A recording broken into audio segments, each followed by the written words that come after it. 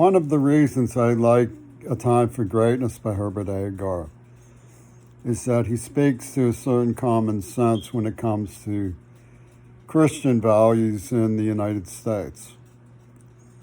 It's just the idea that every man counts for something. It doesn't take much knowledge to go from there and dignified interaction when it comes to personal affairs.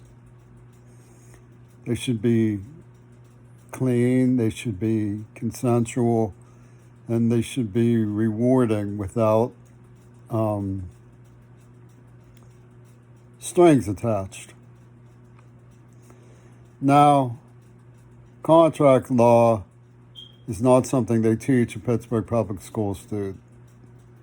By the time I was battered, senseless, into neurocompulsive behavior, I became a slave.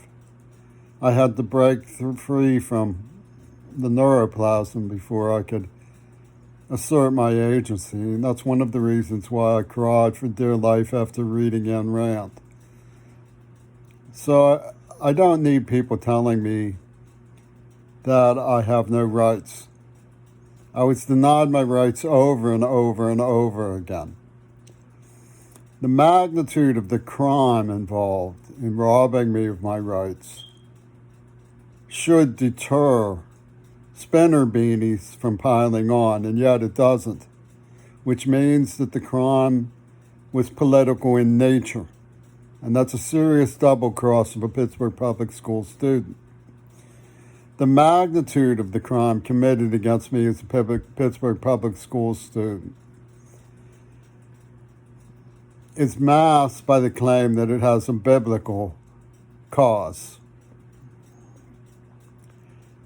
Pittsburgh Public Schools are not places for biblical causes to be put on at the expense of disabled, battered children. Nevertheless, this is what they've done. I came from Pittsburgh to Seattle because they promised me protection from abuse.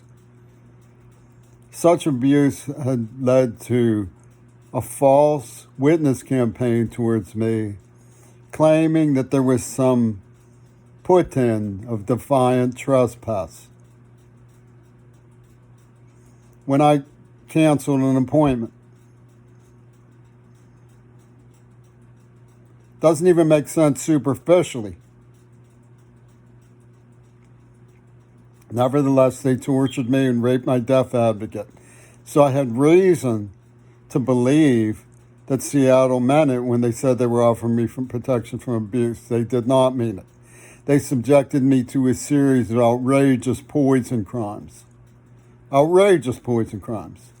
All bulwarking the logic of rendering a brutalized deaf child neurocompulsive for slavery in a biblical statement by high technologists like Bill Gates.